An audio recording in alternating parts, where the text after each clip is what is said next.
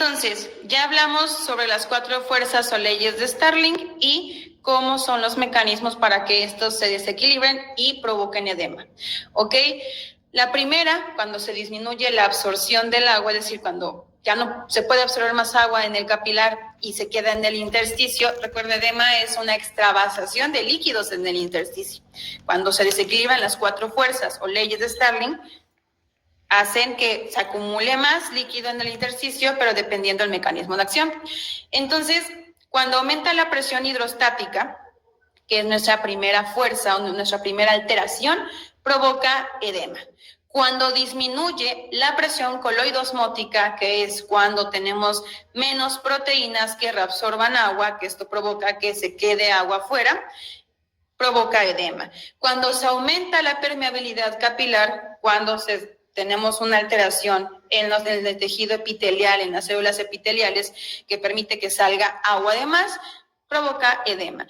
Y cuando tiene algún tipo de obstrucción o bloqueo o alteración el sistema linfático, el sistema de reabsorción natural del cuerpo, obviamente no va a haber nadie que pueda reabsorber ese líquido que se encuentra en el espacio intersticial. Y esto provoca diferentes patologías, que aquí te voy a dejar el esquema y te dejo aquí en la misma presentación, hasta abajo, dice Robbins 2007, un artículo para que tú puedas leer más acerca de esto. Si bien nosotros no tratamos patologías, es algo muy, muy importante de entender, que no tratamos patologías, hay que tomar en cuenta que debido a las diferentes alteraciones de las presiones o las leyes de Starling, se desencadenan diferentes enfermedades, ¿vale? O trastornos, etcétera. Y eso te la voy a dejar acá. Cuando se aumenta la presión hidrostática, cuando tenemos mucha agua dentro del capilar, puede ser debido a un trastorno de retorno venoso, ¿vale? Puede ser debido a que no tienes buena hidratación, puede ser debido a que literalmente no te mueves, no hay buen flujo, no hay buen flujo sanguíneo, ¿vale? Por una insuficiencia cardíaca, pericarditis, ascitis, obstrucción o compresión venosa, trombosis, presión externa, dilatación arterial, por calor, por deshidratación también se puede, ¿vale? Cuando hay una disminución de presión osmótica del plasma, es decir, cuando tenemos pocas proteínas, puede verse algún síndrome nefrótico, algún tipo de cirrosis hepática, malnutrición, etc. Cuando hay obstrucción linfática, puede verse algún tipo de inflamación, es decir, algún golpe, ¿vale? Que nos provoque inflamación y obviamente esa presión, como llegan muchas plaquetas al sitio y se inflama, se hincha, hay tumefacción, hay color, eso obstruye o bloquea el flujo linfático. Es como la manguera, un popote, está con agua, la manguera, presiónala y hay un bloqueo en el flujo linfático que no permite que se reabsorban moléculas del intersticio y se conviertan en linfa. Puede ser por inflamación, puede ser algún tipo de neoplasia, puede ser alguna alteración postquirúrgica o algún tipo de irradiación. Cuando retenemos mucho sodio, también el sodio lo que hace es chupar agua por una ingesta de sal excesiva, insuficiencia renal, aumento en la reabsorción tubular de sodio, hipoperfusión renal, aumento en la secreción de renina, angiotensina, aldosterona o, como te dije, por algún tipo de inflamación, ya sea aguda, crónica, etcétera, que pues obstruya también el flujo linfático. Ahora, linfedema.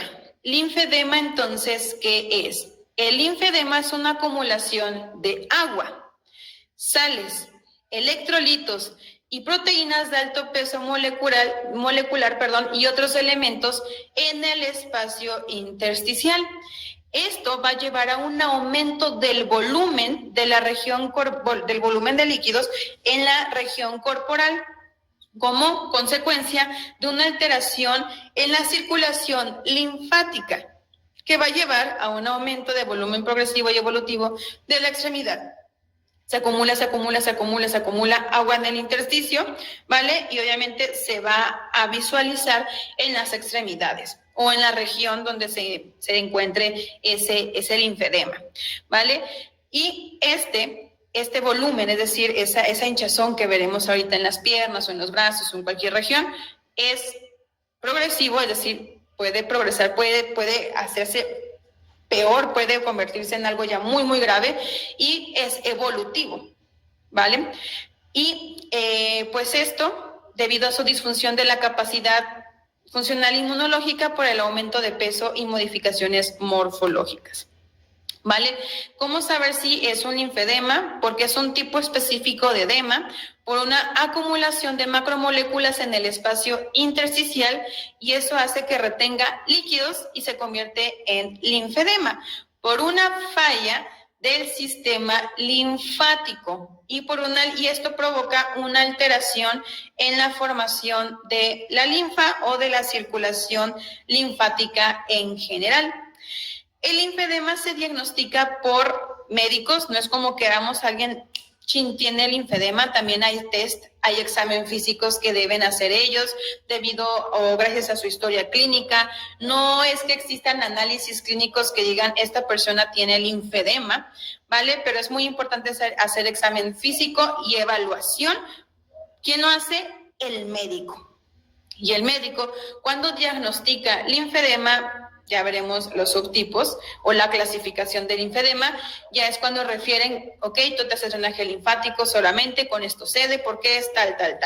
Ok, tú tienes linfedema de tal grado debido a tal cosa, entonces tú debes internarte, etcétera. Y esto es lo que evalúan el sistema vascular, arterial, venoso y linfático, evalúan a la piel, evalúan tejidos blandos y también por una palpación de ganglios. ¿Cómo podemos evaluar nosotros el linfedema si esta persona no sabe, no se ha ido a checar al médico, no tiene un diagnóstico clínico bien definido? Existe estos dos signos también que nos van a ayudar a ver si es linfedema. Recuerda, estamos hablando ya del linfedema. El edema lo vimos en diferentes tipos. Estos son los tipos de edema, ¿vale? Y debido obviamente al tratamiento o al mecanismo fisiopatológico, será entonces en que se pueda convertir este edema. Tratamientos reductivos van a ayudar, sí, a reabsorber los líquidos que normalmente se encuentran en el espacio intersticial. Los líquidos o el volumen de presión o la medida de presión normal, por eso es que tenemos cambios. Cuando hablamos del linfedema, ya estamos hablando de una sobreacumulación de diferentes elementos, no solo agua, sino sales, electrolitos, proteínas, etcétera, que es anormal. Y cuando esto está en el intersticio, que no es normal, comienza a notarse en el volumen de las extremidades del paciente. Y podemos notarlo en pies pododáctilos. Por lo regular, ¿cómo sabemos que alguien pueda tener edema o no? Chécale los pies. Esa presión que vemos justamente en el empeine del pie es un pie pododáctilo. Y también puede estar presente, y es muy, muy notorio, cuando comienzan a perder relieves, cuando literalmente ya el tobillo no se le nota, cuando ya vemos que el tendón de Aquiles que se encuentra en la parte posterior del tobillo no se le nota, toda esta región es evidente en los pies, el pie está como muy hinchado y se le dice pie pododáctilo. Esto es un signo de evaluación para saber si la persona tiene o no linfedema. Otro signo que nos pudiera ayudar para evaluar si presenta o no edema es el linfedema, es el signo de Stemmer. El signo de Stemmer es un signo muy fácil de hacer, tú puedes hacerlo en casa. Haces una pinza entre el pulgar y el índice del pie, ¿vale? Se toma el pliegue entre estos dos, por ejemplo, aquí, así tal cual la imagen. Y si tú puedes tomarlo, si tú en verdad puedes hacer esto entre el pulgar y el índice del pie, es negativo. Si no puedes tomar ese pliegue con tus dos deditos, es positivo. Eso es un signo muy evidente de una persona que presenta linfedema. Aquí tenemos otra imagen, signo de Stemmer positivo y obviamente también el signo de Godet o el signo de fovea, que este es el más fácil de aplicar. Ejercemos una presión durante 3-4 segundos en la zona afectada y medimos el tiempo en que tarda en desaparecer ese hundimiento y obviamente se clasifica en grados. Cuando tienen estos signos, pie pododáctilo, pérdida de relieves, que ya no puedas palpar el hueso o la zona del tobillo, que ya no puedas palpar o ver o identificar el tendón de Aquiles que se encuentra por detrás del tobillo. Cuando tienes signo de Stemmer positivo y cuando tienes signo de Godet positivo, es linfedema, puede ser linfedema. Esa es una de las evaluaciones físicas para diagnosticar linfedema, aunque recuerda que el único quien puede diagnosticar edema y clasificarlo para saber qué tipo de linfedema es el médico, el flebólogo, el linfólogo, el cardiólogo, pero un médico especialista. Ahora, vamos a clasificar al linfedema. Tenemos linfedema primario y linfedema secundario. El primario es cuando la alteración del sistema linfático ya es congénito, es decir, que ya viene en tu genética, no es porque algo te ocurrió o por tu estilo de vida, simplemente porque la carga genética desde que naciste ya lo traía. Entonces, la alteración congénita en los vasos linfáticos o en centros ganglionares, a eso se le denomina linfedema primario. Otra parte es que se puede desencadenar esta alteración antes del segundo año de vida, como una malformación del mismo sistema linfático, puede ser hereditario, puede ser debido a la enfermedad de Milroy o puede ser no hereditario. No tiene que ser hereditario, pero sí congénito, que nazcas con ello, ¿vale? Y se le denomina al linfedema primario, precoz o tardío. Precoz o temprano, precoz, es decir, antes, rápido, es cuando se le diagnostica ya antes de los 35 años. Tardío es cuando ya se hace evidente pasando los 35 años. ¿Vale? ¿Quién diagnostica esta clasificación del tipo de linfedema primario? El médico. ¿Ok? El linfedema secundario es cuando tenemos una alteración en la integridad del sistema linfático por diferentes causas, bloqueos o daños. Es algo ya producido, es algo que tú no naciste con esa alteración, pero tu estilo de vida, literalmente tu estilo de vida, algunas cosas que te han pasado, ha alterado la integridad del sistema linfático o ha bloqueado o ha dañado el sistema linfático. Y puede ser debido a alguna neoplasia, algunas infecciones, procesos inflamatorios, por inmovilidad, por encamamiento, patologías venosas o después de una cirugía. Es decir, ya el linfedema secundario es algo ya inducido. Por eso es muy importante, no todos les decimos estar siempre en constante movimiento y ayudando a que el sistema linfático pues se encuentre en óptimas condiciones desde toda la vida, evitan que pues tengas diferentes alteraciones, no son las únicas, o sea, se desencadenan, son evolutivas. Entonces, ¿cómo lo podemos ver? En procesos inflamatorios, literalmente alguna infección que provocó alguna inflamación y esa inflamación se desencadena en un linfedema. Bien, por inmovilidad o encamamiento, por ejemplo, las personas que están con respiradores mecánicos, que están en terapia intensiva, que no se han movido durante mucho tiempo, pues porque están en coma, etcétera. Y esto va a provocar un daño, bloqueo o alteración en el sistema linfático y claro que provoca linfedema. Pero ya sería secundario, porque el linfedema ya fue provocado a la inmovilidad o al encamamiento del paciente. O alguna patología venosa o algún postquirúrgico también puede desencadenarse en linfedema secundario. Primario, naces con ello, ¿vale? Es decir, ya tienes la carga genética porque así naciste. Puede ser hereditaria, puede que te hayan pasado los genes tus papás, puede simplemente que haya sido congénito, ¿vale? Y puede ser precoz, es decir, que ya desarrolles los signos clínicos antes de los 35, o puede ser tardío, que los signos clínicos se desarrollen después de los 35.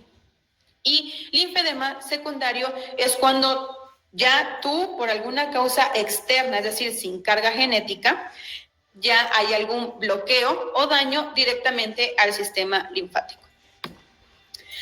Ahora, también existe una clasificación por localización, y esto es pues bastante fácil: linfedema primario y secundario en cabeza, linfedema primario y secundario en cuello, linfedema primario y secundario en miembros inferiores, superiores, abdomen, genitales, y no forzosamente debe ser bilateral, es decir, no forzosamente debe presentarse, si lo tienes en el brazo, en el otro brazo también tenerlo. No, puede ser unilateral, es decir, en un solo lado de la extremidad, o puede ser en ambos lados al mismo tiempo. Aquí te dejo unas imágenes para que veas cómo se logra observar o visualizar el linfedema en ciertas o en diferentes zonas del cuerpo. Ahora, como también, ya que tenemos una clasificación, existen fichas para diagnosticar, para clasificar y para anotar el tipo de linfedema que tiene la persona. Y también tenemos un sistema de medición. Recuerda, vamos a evaluarlo. Obviamente debe traer un diagnóstico médico, un diagnóstico por el médico, el cardiólogo tal. Se le hizo examen físico, historia clínica, análisis, etcétera, etcétera, etcétera, y lo clasificó como edema secundario, tal, o edema primario tardío por tal, ¿va? Nosotros podemos hacer una evaluación del linfedema para diagnosticar si tiene o no pie pododáctilo, que no se le vean relieves, pérdida de visualización literalmente del tendón de Aquiles, ¿vale? Signo de Godet, signo de Stemmer positivo, y esto lo apuntamos. Y con base en esto podemos nosotros más o menos visualizar cómo clasificar el tipo de linfedema. También existe un sistema de medición de perimetría que te voy a mandar un archivo, solo que creo que está en portugués, porque no hay mucha información como en español, pero la perimetría es un sistema de medición, que mide el segmento sano y va anotando cada 5 centímetros cuánto mide y se compara con el enfermo. Obviamente la clasificación te la voy a dar abajo, nosotros no vamos en realidad a hacer la perimetría, ¿vale? Porque esto ya tiene que venir con un diagnóstico 100% médico y también con un sistema de aplicación. Si tú llegases a ser un especialista en drenaje linfático en terapéutico, ¿vale? Y se clasifica en blando, moderado, grave. Si hay una comparación de menos de 3 centímetros, es decir, si la muñeca me mide 10 centímetros, la sana, y si la muñeca enferma me mide 12, pues podemos decir que es un linfedema tipo blando, ¿vale? Según nuestra medición de perimetría. Si la comparación o la diferencia entre un segmento sano y el enfermo es de 3 a 5 centímetros, el grado de este linfedema se le puede denominar moderado. Y si ya supera los 5 centímetros, como por ejemplo en estos casos, ya se le denomina linfedema grave. ¿Ok? ¿En qué consiste la perimetría? En medir el segmento sano. Cada 5 centímetros se hacen las marcas. Obviamente, si comenzamos a medir en muñeca, 5 centímetros volvemos a medir, 5 centímetros volvemos a medir, 5 centímetros volvemos a medir. Ahora el enfermo. Comparando las marcas, volvemos a marcar cada 5 centímetros, medimos. Y vemos, obviamente restamos la diferencia y se le va a denominar en estos grados: blando, moderado o grave. Ahora, también se puede clasificar por estadio clínico, ¿vale? Es decir, en qué fase del linfedema está. No todos los linfedemas tienen síntomas, algunos son asintomáticos. Y se le puede clasificar en nivel 0, 1, 2 o 3. En el nivel 0 se le denomina asintomático, que no presenta síntomas, o subclínico, es decir, no presenta síntomas, no presenta dolor, no tiene sensación de edematización, es decir, como de pesadez, yo digo que me siento pesada la pierna, el tobillo, mi mano, ¿vale? Y puede presenciarse como una edematización espontánea, que se puede volver subjetiva. Es decir, si alguien viene contigo y te dice, le haces la prueba para ver si tiene edema o linfedema, y clasificar si tiene edema, qué tipo o grado de linfedema tiene, y le haces preguntas, ¿ok? Y en una de esas te refiere, no, pues la verdad yo no siento nada, no siento pesadez, no siento hinchazón, no siento absolutamente nada, pero veo de repente cuando estoy, no sé, viendo una película sentada, después de desayunar, después de cenar, que siento muy cargados mis tobillos. Me toco, camino y se me quita. Entonces, pues yo lo siento, pero en realidad no es que vea perfectamente que tengo mucho líquido, simplemente de repente siento pesadez. Ok. Reversible con reposo. Clasificación por estadio clínico grado 1. Es cuando el paciente siente inflamación de vez en cuando, pero en reposo cede, va y viene. Es decir, oye, es que llevo mucho tiempo caminando, no sé, es cajera, está mucho tiempo parada, y cuando está mucho tiempo parada, siente que ya le están pesando los pies, los tobillos, las piernas, pero cuando se siente, descansa. Y esto puede ocurrirle muchas veces al día. ¿Bien? Espontáneamente irreversible con el reposo. Es diferente al reversible con reposo. Es cuando en reposo el edema no cede, ¿vale? No, aunque la persona se siente, no disminuye el edema. En cualquier posición está presente, parado o sentado o caminando o acostado, se encuentra el edema. Es decir, que ya ni por cambios de posición cede ese edema, ¿vale? Y este tipo de edema a partir del nivel 2 tiende a aumentar de tamaño, tiende a, pues obviamente, comenzar a hincharse, y tiende también a cambiar de consistencia. Como recuerden que la definición del linfedema es por un acúmulo de agua, sales, electrolitos, proteínas y otros elementos en el espacio intersticial, tiende a volverse más espeso. Entonces, en el grado 2, espontáneamente irreversible con el reposo, ¿vale? Puede cambiar de consistencia.